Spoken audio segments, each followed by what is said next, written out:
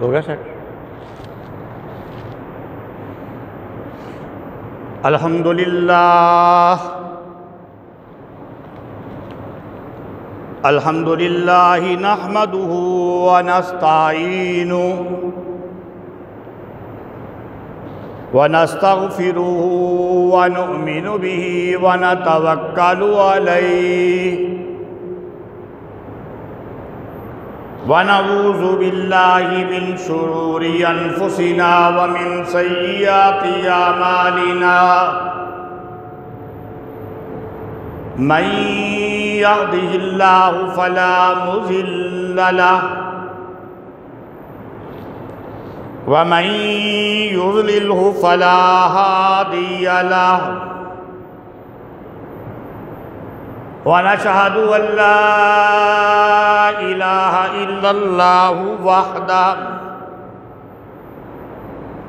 वहदहु ला शरीका लहु व नशहदु अन्न सय्यिदना व मौलाना मुहम्मदन अब्दुहु व रसूलुहु अम्मा बादु फ़अऊज़ु बिल्लाहि मिनश शैतानिर रजीम बिस्मिल्लाहिर रहमानिर रहीम वला तक़्तुलुन नफ़्सल्लती हर्रमल्लाहु इल्ला बिल्हक़् वमन क़ुतिल मज़लूमन फ़क़द जअलना लिवलिय्यिही सुल्तानन फ़ला युसरिफ़ फ़िल क़त्ल इन्नहु कान मंसूरा वला तक़रबू मालल यतीम इल्ला बिल्लती हिया अहसनु हत्ता यबलुगा अशुद्दह व औफ़ू बिल अहद इन्नल अहद कान मसऊला व औफ़ुल कैल इज़ा किल्तुम वज़िनू बिल क़िस्तासिल मुस्तक़ीम ज़ालिका खैरुन व अहसनु तावीला वला तक़्फ़ु मा लैसा लक बिही इल्म इन्नस समअ वल बसर वल फ़ुआद कुल्लु उलाइका कान अन्हु मसऊला वला तमशी फ़िल अर्ज़ि मरहा इन्नका लन तख़रिक़ल अर्ज़ वलन तबलुग़ल जिबाल तूला कुल्लु ज़ालिका कान सय्यिउहु इंद रब्बिका मकरूहा ज़ालिका मिम्मा औहा इलैका रब्बुका मिनल हिक्मा वला तजल मअल्लाहि इलाहन आखर फ़तुल्क़ा फ़ी जहन्नम मलूमन मदहूरा अफ़अस्फ़ाकुम रब्बुकुम बिल बनीन वत्तख़ज़ मिनल मलाइकति इनासा इन्नकुम लतक़ूलून क़ौलन अज़ीमा वलक़द सर्रफ़ना फ़ी हाज़ल क़ुरआनि लियज़्ज़क्करू वमा यज़ीदुहुम इल्ला नुफ़ूरा कुल लौ कान माहू आलिहतुन कमा यक़ूलून इज़्ज़ल लब्तग़ू इला ज़िल अर्शि सबीला सुब्हानहु व तआला अम्मा यक़ूलून उलुव्वन कबीरा सुब्हान रब्बिका रब्बिल इज़्ज़ति अम्मा यसिफ़ून व सलामुन अलल मुरसलीन वल्हम्दुलिल्लाहि रब्बिल आलमीन।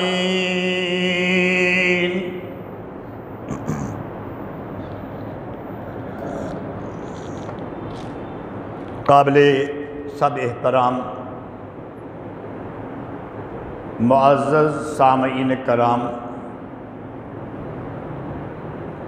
और मेरी इंतहाई मुअज़्ज़ज़ा व मुहतरमा माओ बहनों, 15वां सिपारा सूरत बनी इसराइल से चंद आयात करीमा सिलसिलावार मज़मून के मुताबिक ही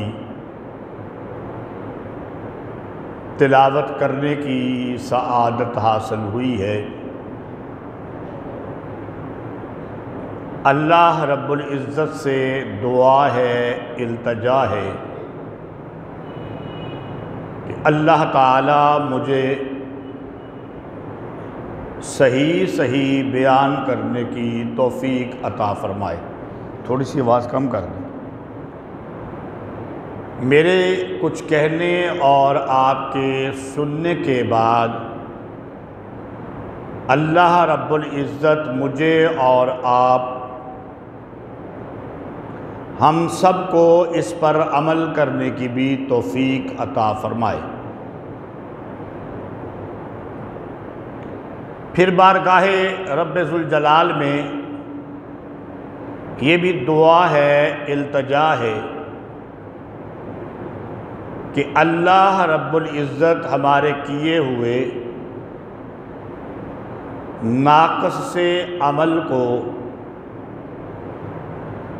अपनी बारगाह में कबूलो मंजूर फरमा ले।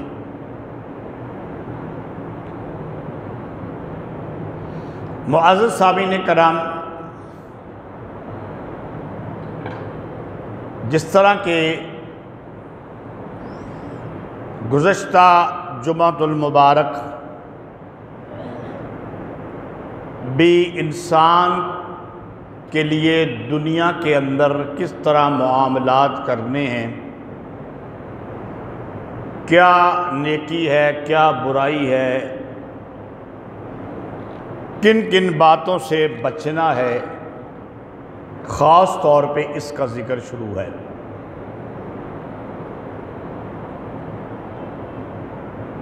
गुज़श्ता जुमातुल मुबारक भी चंद चीज़ें बयान हुई थी,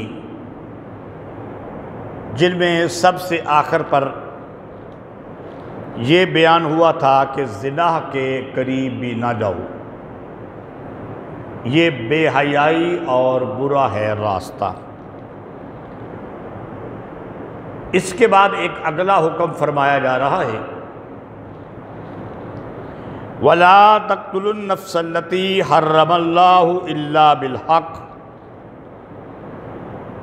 और किसी जान का मारना अल्लाह ने हराम कर दिया है मगर जो कि हक हो। वमन कुतिला मज़लूमन फ़क़द जअलना लिवलिय्यिही सुल्तानन फ़ला युस्रिफ़ फ़िल क़त्ल, और जो शख्स मज़लूम है हमने उसके वारसों को ताकत दी है, बस उनको ये ना चाहिए कि वो ज़्यादती करें कत्ल में। इन्नहु कान मंसूरा, बेशक वो मदद किया गया है। यहाँ पर किसी आदमी को कत्ल करने से मना किया गया है। एक इंसान और खुसूसन मुसलमान का ये काम नहीं है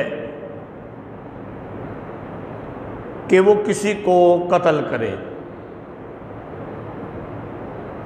ये किसी को कत्ल करना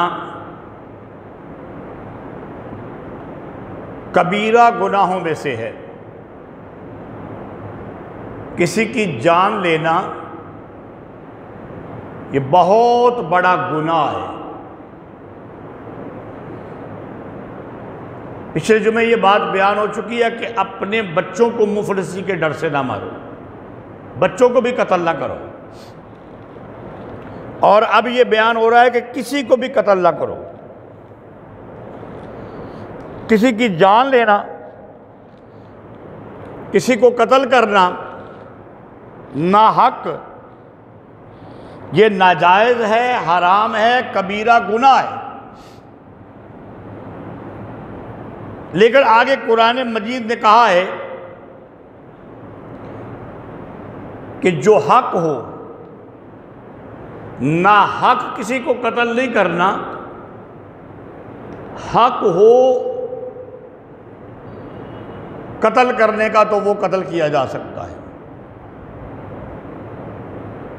ये जो किसी को कत्ल करना हक है, जो कुरान ने बयान किया है, ये क्या है? रवायात के मुताबिक मुफस्सिरीन ने इसकी वजाहत की है कि अगर एक आदमी किसी को कत्ल करे तो उसके बदले के अंदर जिसने कत्ल किया उसको कत्ल करना हक है।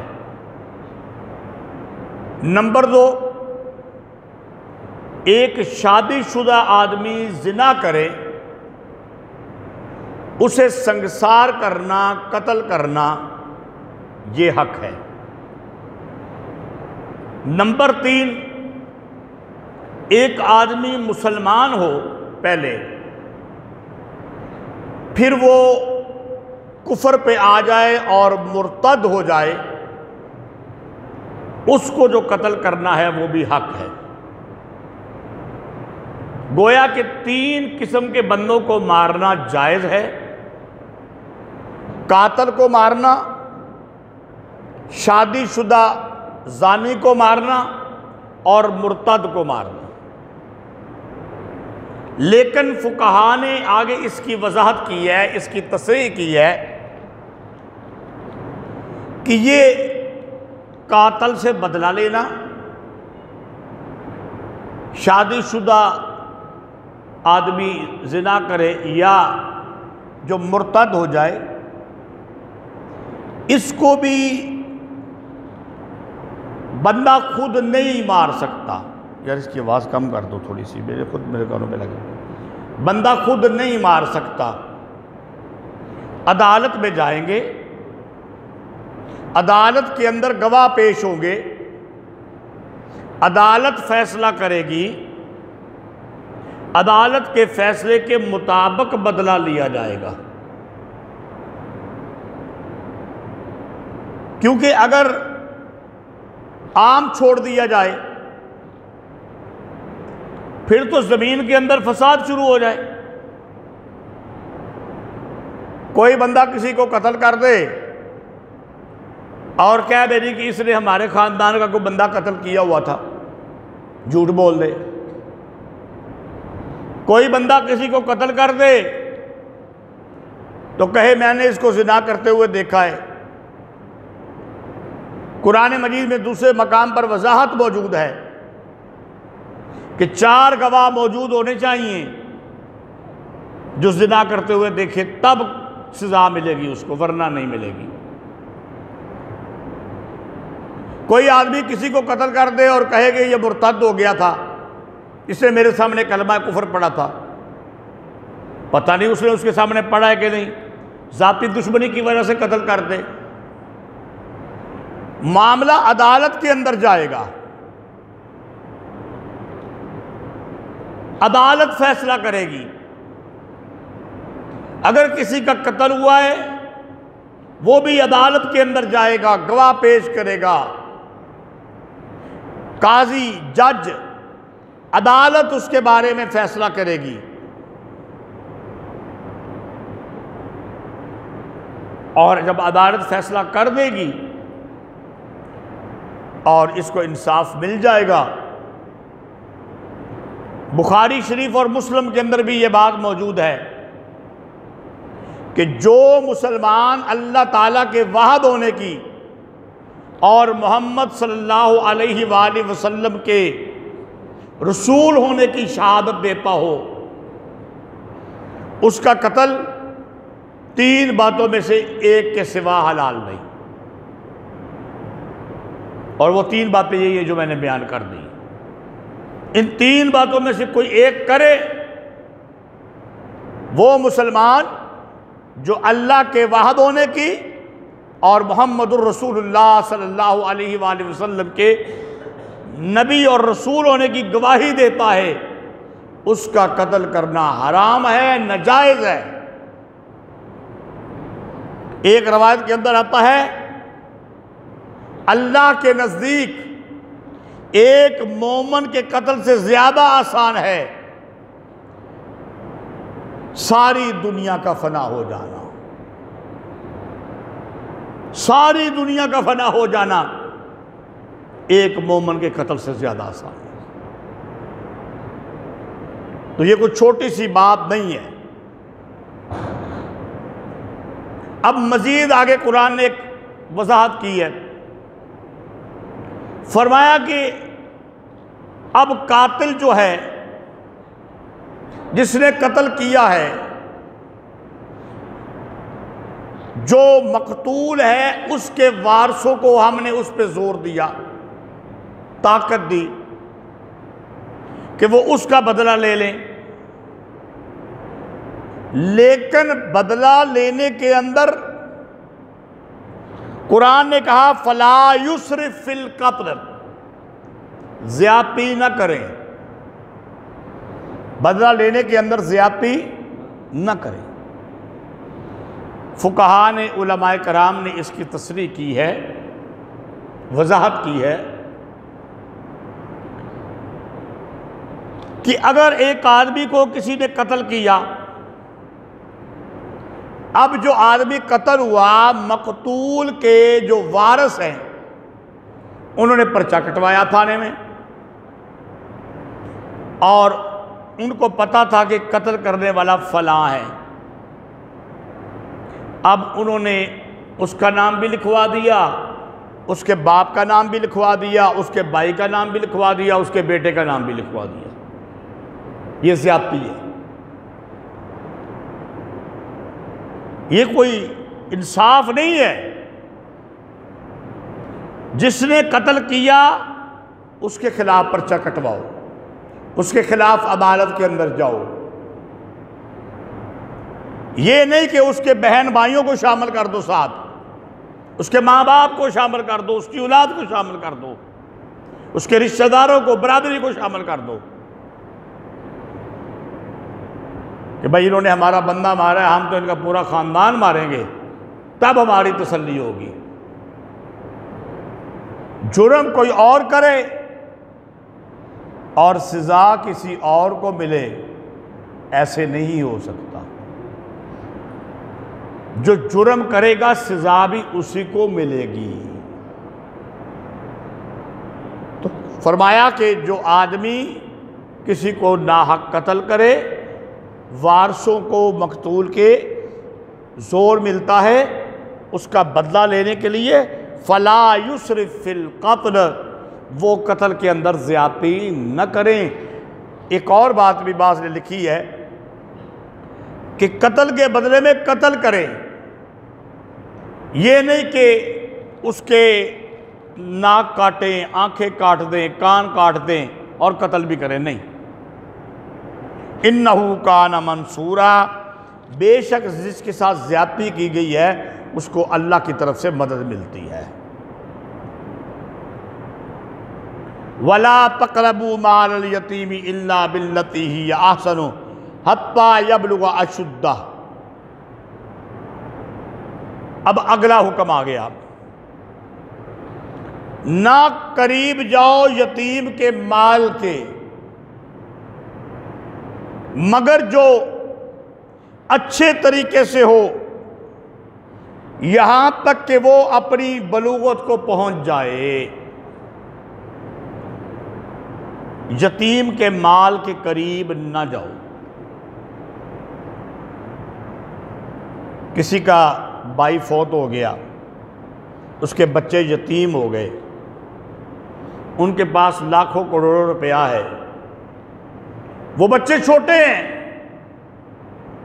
ये चचा लगता है या ताया लगता है या मामू लगता है या फुफड़ लगता है, इसलिए कहा ये बच्चे तो छोटे हैं, इनका माल मैं हजम कर लूं। तो मैं ना यतीम के माल के करीब भी ना जाऊं। वो यतीम बच्चे हैं, चचे का काम, ताया का काम, मामू का काम उनके माल की हिफाजत करना है, उनके माल को हड़प करना नहीं है। आगे फरमाया इल्ला बिल्लती ही आसन, हाँ मगर ये कि अच्छे तरीके से हो, उनकी खैर ख्वाही चाहता हो। बच्चे छोटे हैं, उसने कहा चलो मैं इनको पालता हूं, और उनका माल पड़ा रहेगा तो उतना ही रहेगा, चलो मैं इस माल की तिजारत करके इन पर खर्च भी करता हूं और नफा भी संभाल के रखता हूं। जब ये बलूगत को पहुंच जाएंगे, इनका माल मैं इनके हवाले कर दूंगा।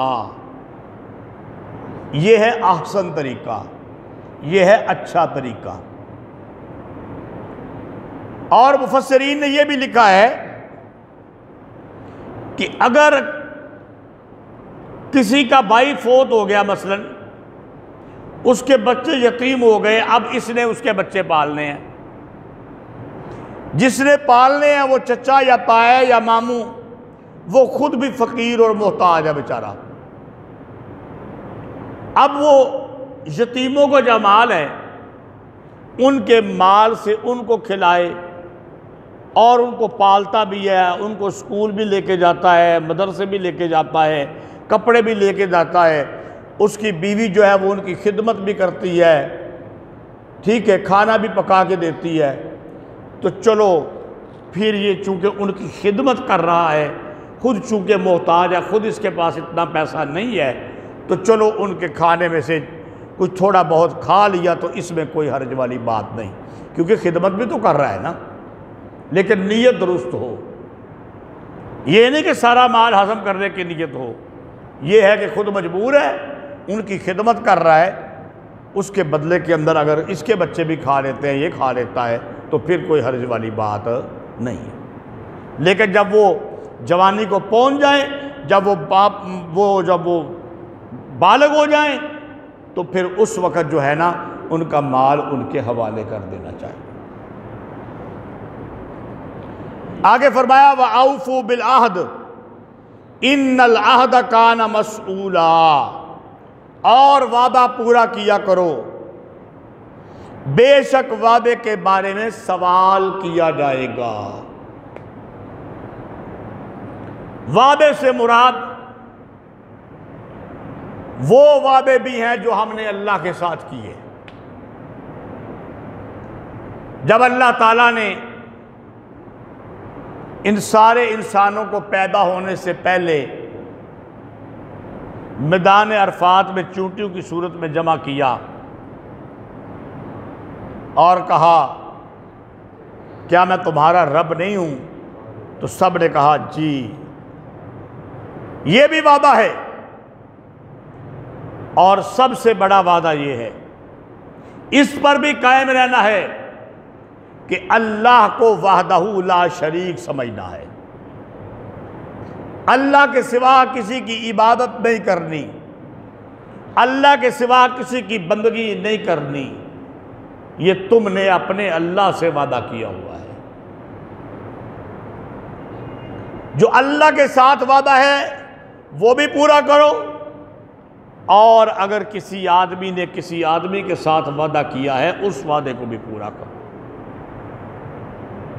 और अगर किसी जमात ने किसी जमात के साथ, किसी गिरोह ने किसी गिरोह के साथ वादा किया है, उस वादे को भी पूरा करो। क्यों?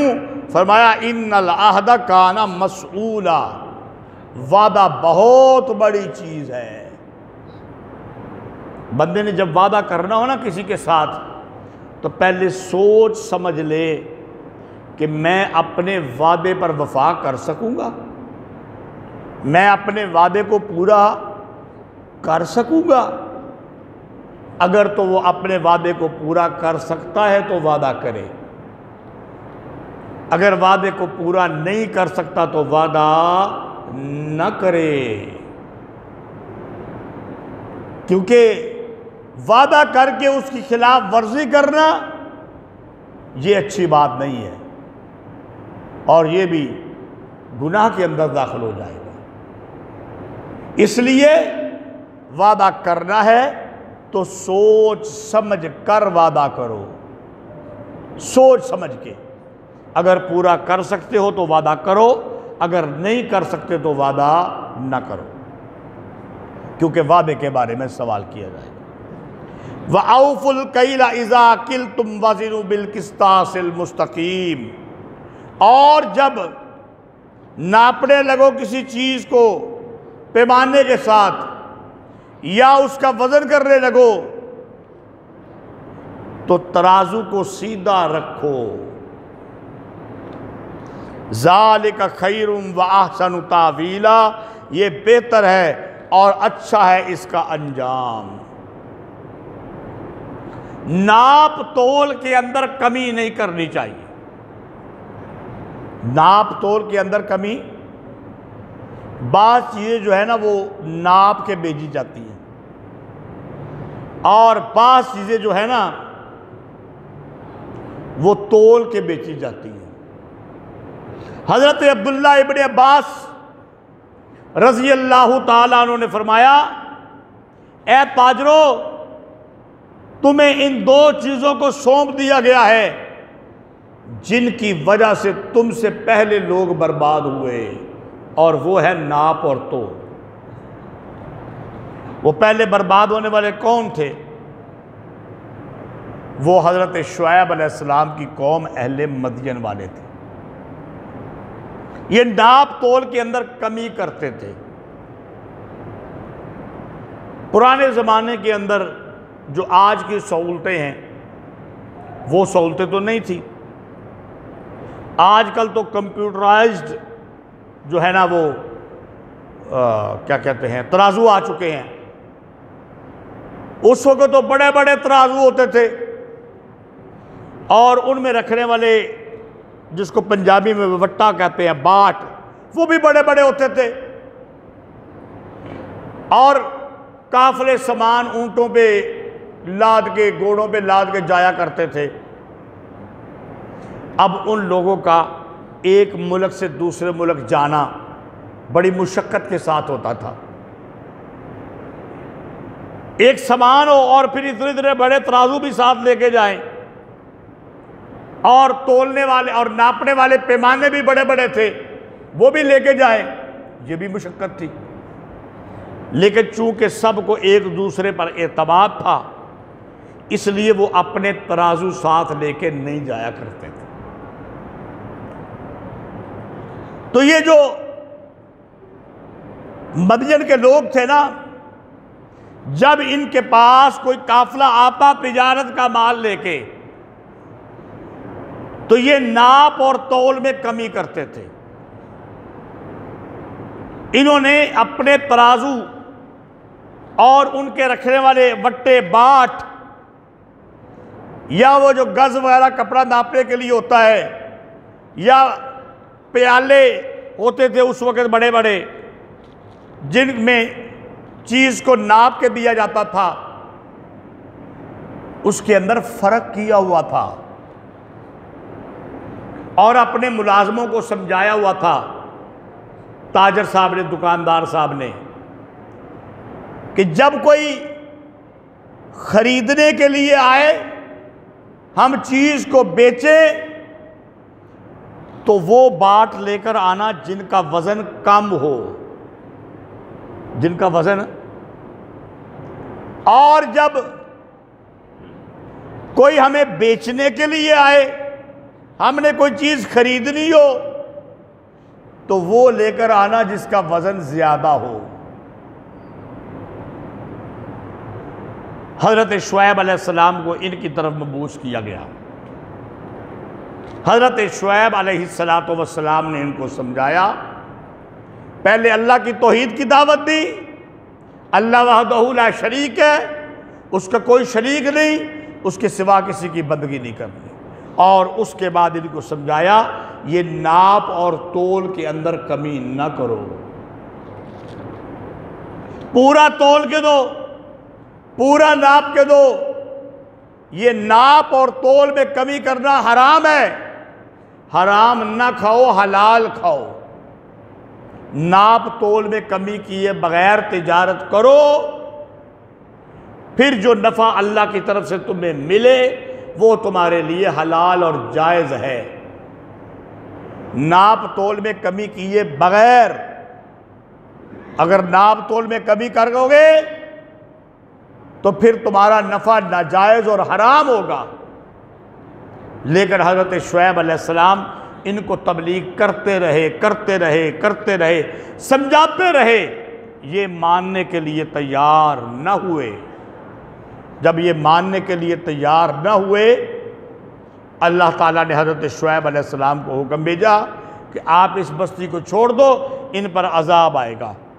और उन पर अजाब आया।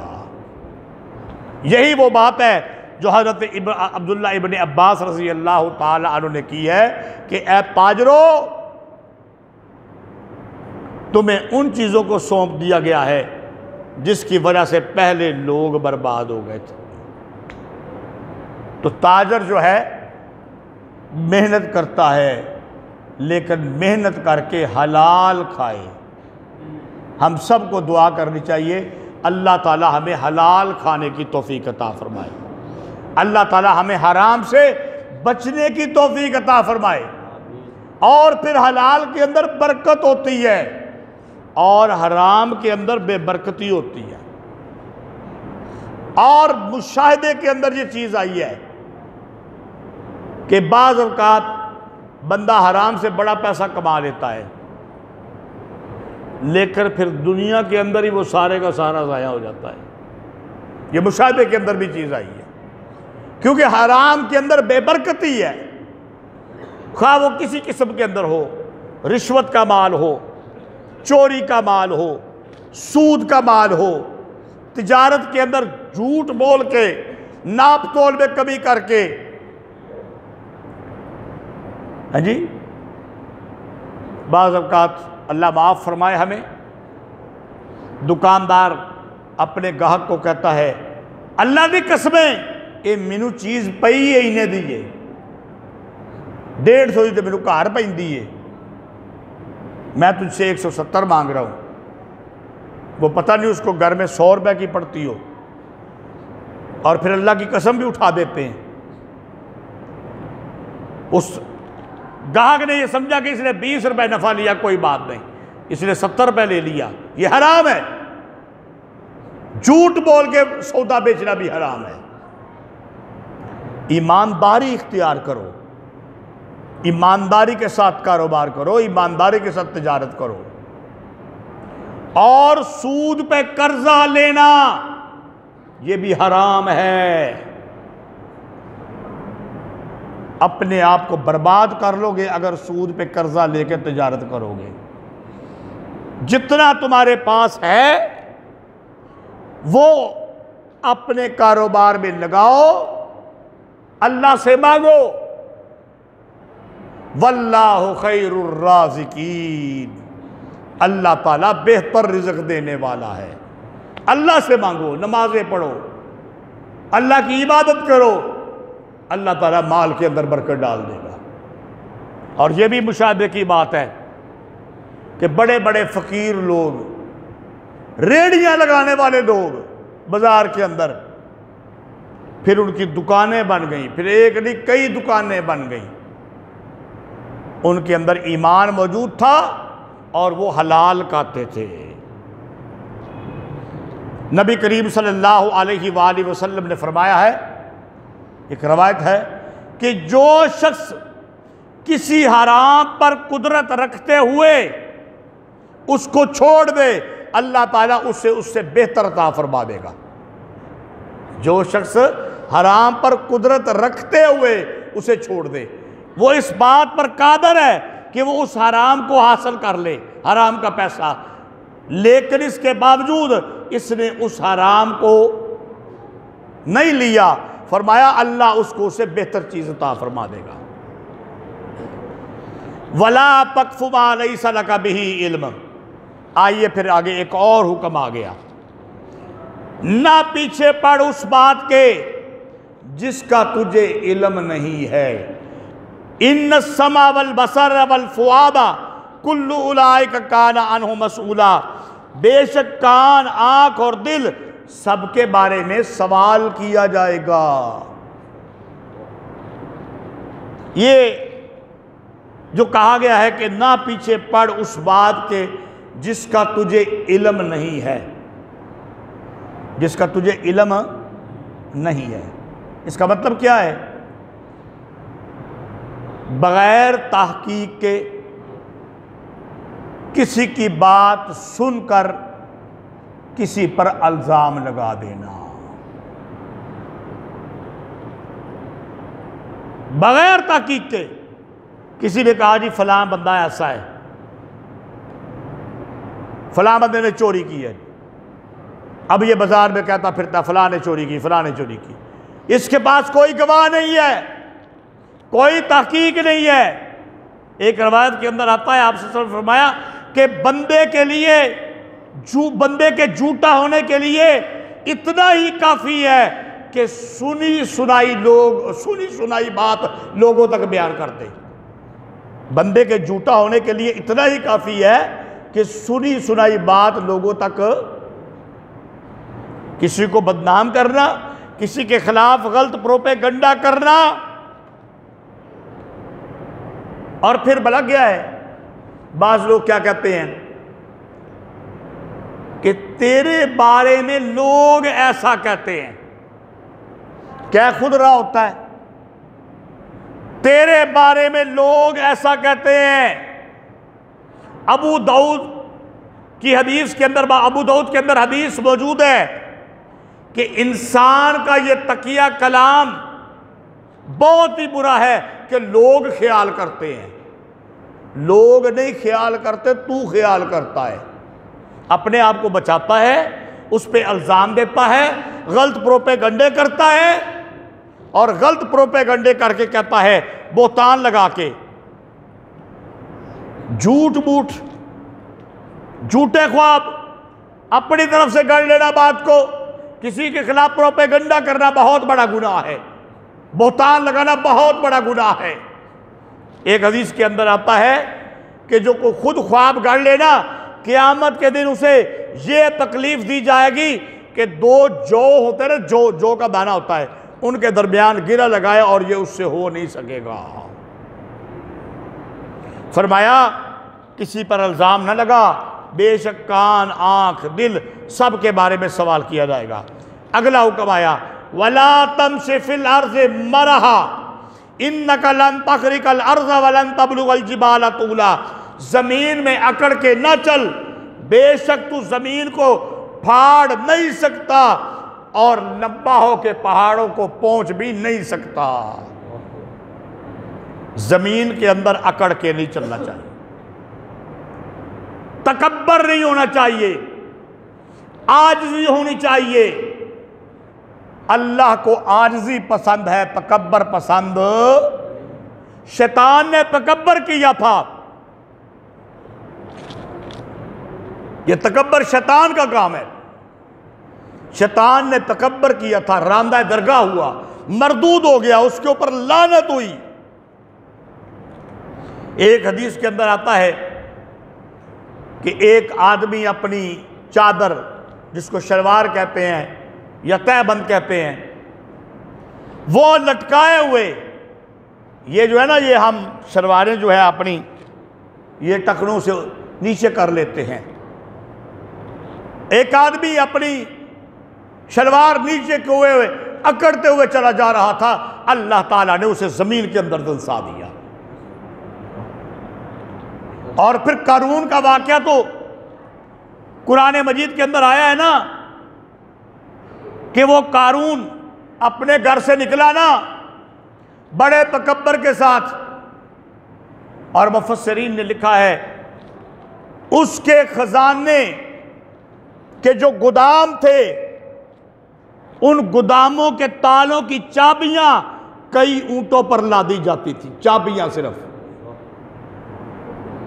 निकला अपना लश्कर लेके, बड़े तकब्बर से, रेशमी लिबास पहन के, रेशमी जुब्बा पहन के, लाओ लश्कर के साथ निकला, तकब्बर कर रहा था। अल्लाह ताला ने उसको उसके लश्कर के जमीन के अंदर दंसा दिया। ये तकब्बर बड़ी बुरी चीज है। हदीस के अंदर आता है कि झुकने वाला, आजिज़ी करने वाला अल्लाह ताला को पसंद है। और आगे, वो अपने आप को हकीर समझता है, लोग उसे आला समझते हैं। जो झुकने वाला है ना, आजिज़ी करने वाला है, वो अपने आप को हकीर समझता है, लोग उसको आला समझते हैं। और जो अपने आप को बड़ा समझता है, तकब्बर करता है, लोग उसे हकीर समझते हैं, जलील समझते हैं। और हदीस के अंदर लफ्ज़ आता है, यहां तक कि उसे कुत्ते और सूर से भी बुरा समझते हैं।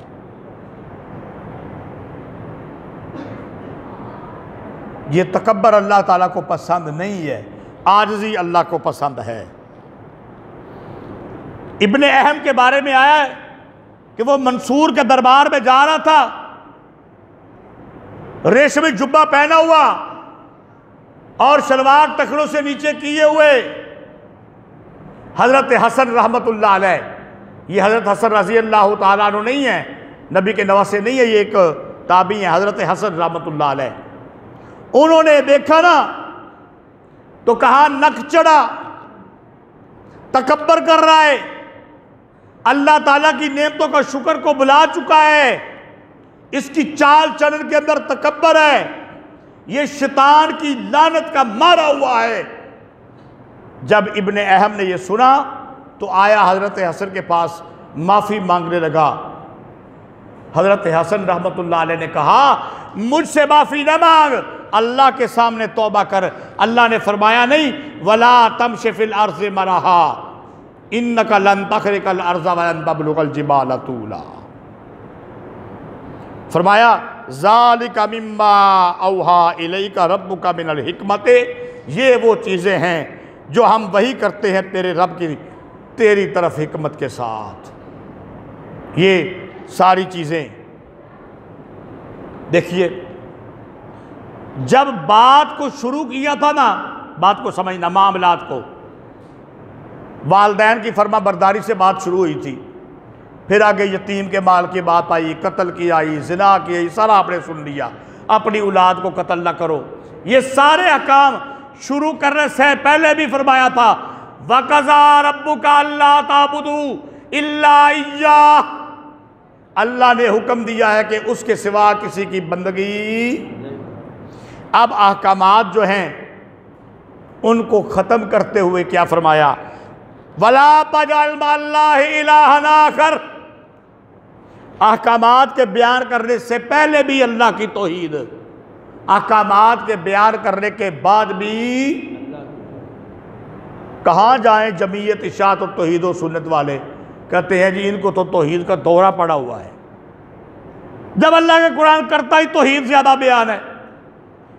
तुम्हारे मामलात को बयान करने से पहले भी कहा अल्लाह के सिवा किसी की बंदगी, और बाद में भी कहा वला तजअल मअल्लाहि इलाहन आखरा फतुल्का फी जहन्नमा मलूमम मदहूरा, बस तू गिरेगा जहन्नम के अंदर मुजम्मत किया हुआ, धकेला हुआ। अफा अस्फाकुम रब्बुकुम बिल बनीना वत्तखज़ मिनल मलाइकति इनासा, क्या चुन लिया तुम्हारे लिए तुम्हारे रब ने बेटे और बना लिया फरिश्तों को बेटियां। ये कहते हैं कि अल्लाह की फरिश्ते बेटियां हैं, तुम ये कहते हो, और तुम अपने लिए बेटे पसंद करते हो, बेटियां पसंद नहीं करते, अल्लाह के साथ दूसरों को शरीक करते हो। इन्नकुम लतक़ूलून क़ौलन अज़ीमा, बेशक तुम बहुत बड़ी बात कहते हो। अल्लाह ताला से दुआ है अल्लाह ताला अमल की तौफीक अता फरमाए।